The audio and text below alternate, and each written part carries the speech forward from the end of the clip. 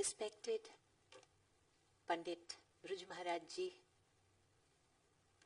my dear friend Shashwati Sen,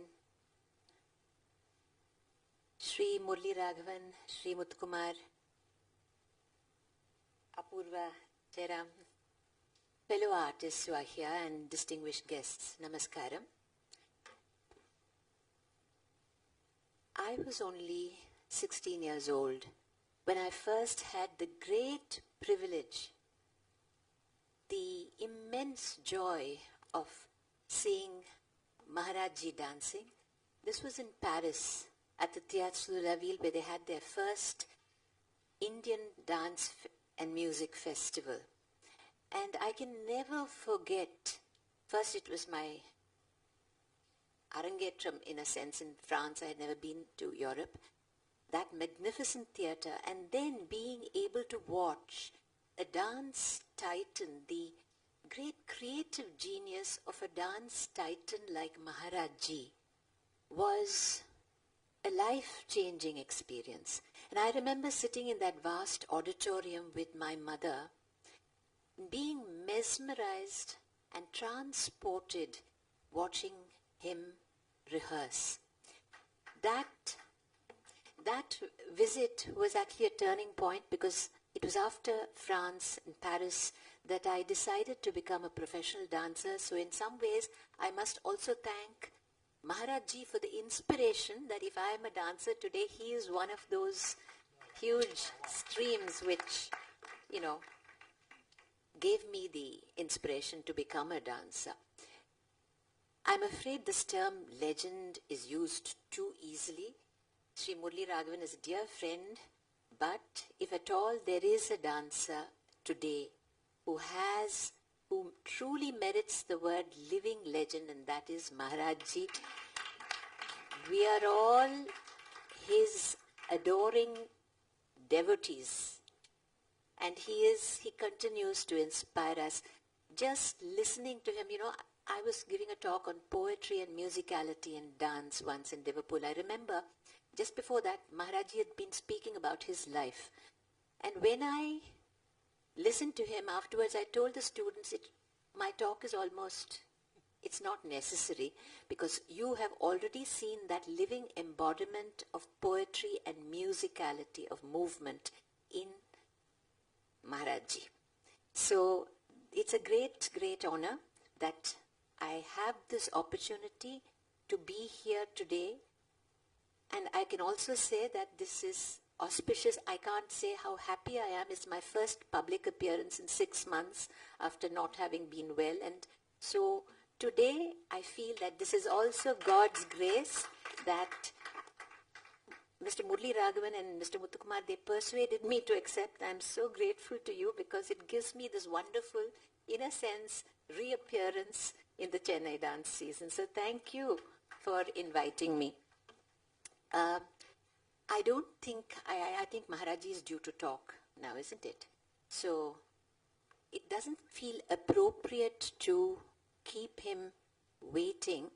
After all, my role here is purely a decorative one in many ways. I'm not part of the festival or the conference, but I just wanted to say, I didn't have the pleasure of listening to the full talk, Ragini Chandrasekhar's, but it was very interesting what little I heard. And then Christopher's talk, there were so many points that were resonating in my mind when I was listening to him. I told him he shouldn't have said he feels nervous, because he spoke so beautifully and brought up many, many valid points. But maybe after Maharaj Ji talks, I do have some points that I would like to share from my own experience. It doesn't seem appropriate.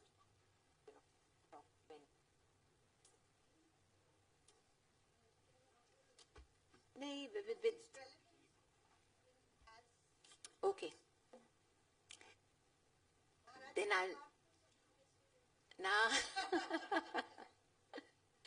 Okay, I'll try and make it as short as possible and try to crystallize the essence of some of the things that have been going around in my mind, even after listening to Christopher and the others. there is a Kshetriya Padam, Adiyokke Yugamu. Adiyokke Yugamu, Vere Janma Mipudu, the woman is saying. That is another yuga, this is another Janma. I feel like that in respect to the dance world today. The days when I started studying dance and now, and when Shashwati studied and now, it is a world that is beyond recognition for us. We all know the reasons: commercialization, unprecedented numbers of dance students. Then you have the YouTube and the DVD gurus, which have, I think, exponentially changed the way knowledge is transmitted and knowledge is received.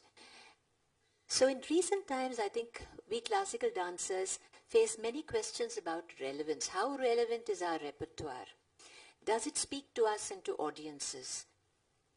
Does it resonate with our own life experiences? I would like to quote poet Arundhati Subramaniam on this.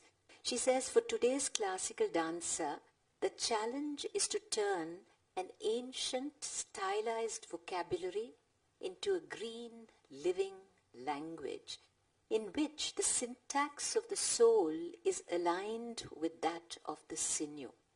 What a beautiful metaphor. And so the question that faces all of us, that concerns all of us, is how do we take a stylized dance idiom and make of it a personal, a deeply personal language of self-expression. How this metamorphosis happens, I cannot offer easy, quick fix solutions or answers. I don't think there are any. But I would like to speak about two elements which I think people like Maharajji, like Balasaraswati Ma, embodied. They exemplify these. Their art is for all time, and I think there are two elements which are vitally important to all of us as artists. I'd like to mention internalization and enrichment in dance. Not just in dance. I say this because when there is internalization and enrichment, then many of the questions that preoccupy us, many of these issues that we discuss, I think are intuitively, instinctively resolved because we know how to make the right choices, and that comes from, one of the things is deep internalization.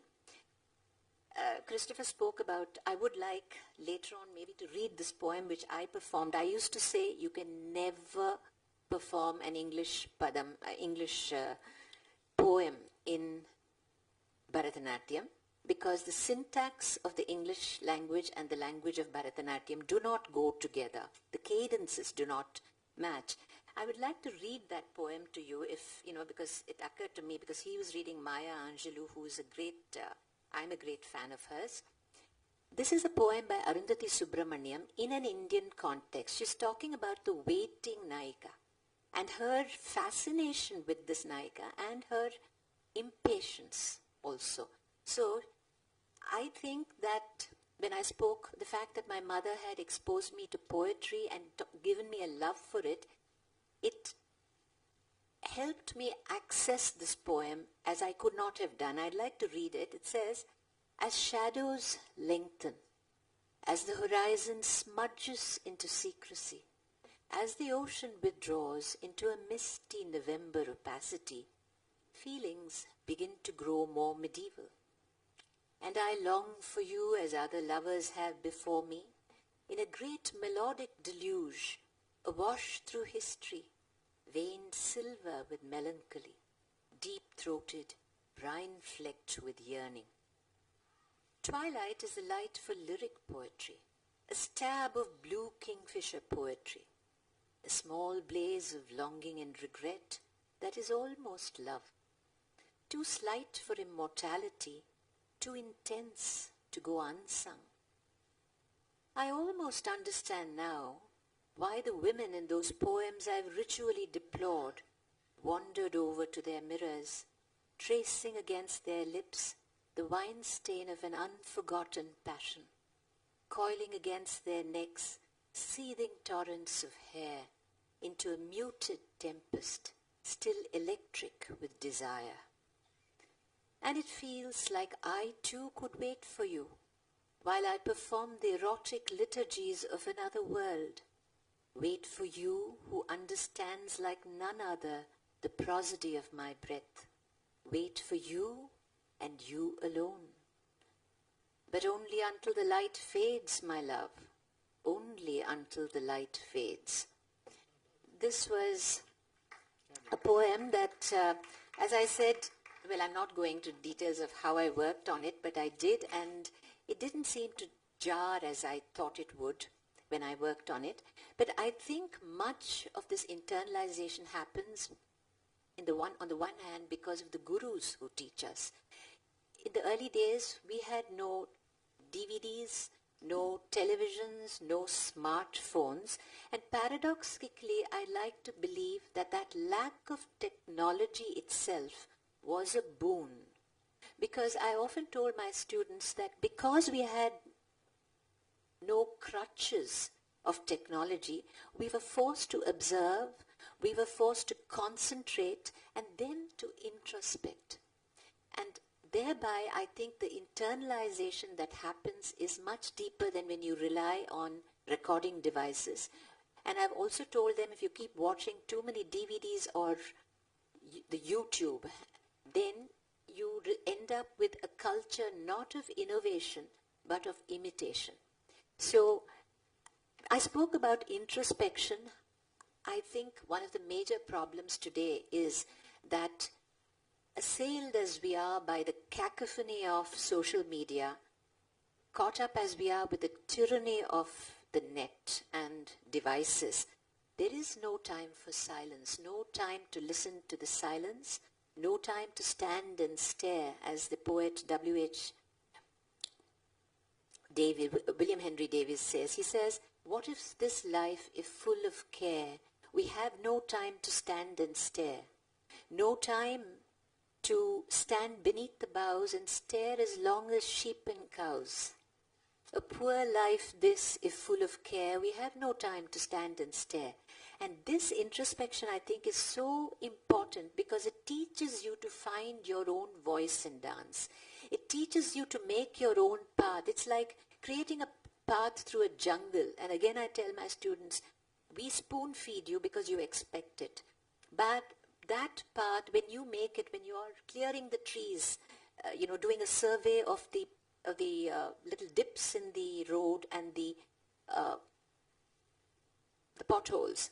So then you also understand the jungle, you understand the trees, you understand the animals, and by the time you reach your destination, you know that road more intimately than someone who's just rushing from the starting point to the destination. You might get there faster, but what have you gained? What is the enrichment that you have had?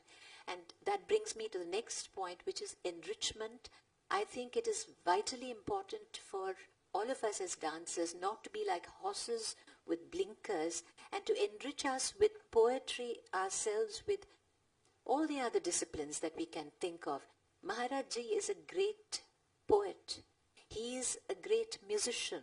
He's a great percussionist. I don't know if he also paints, does he? He paints. You see how many other disciplines he brings to bear on his art. And I really feel, speaking of enrichment, that when this prepares the subconscious for the seeds of creativity to germinate, so that when you're composing or choreographing, instinctively you draw from this reservoir of experiences and ideas and thoughts, so that it becomes relevant. It gains relevance because it is from your own experience that you are speaking.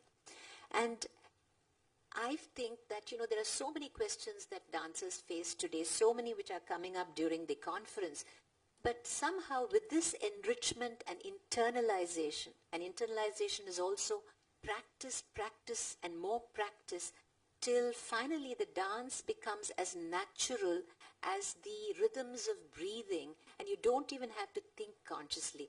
And that is what maestros like him embody, and which is why they don't have to think like most dancers and think, will this work?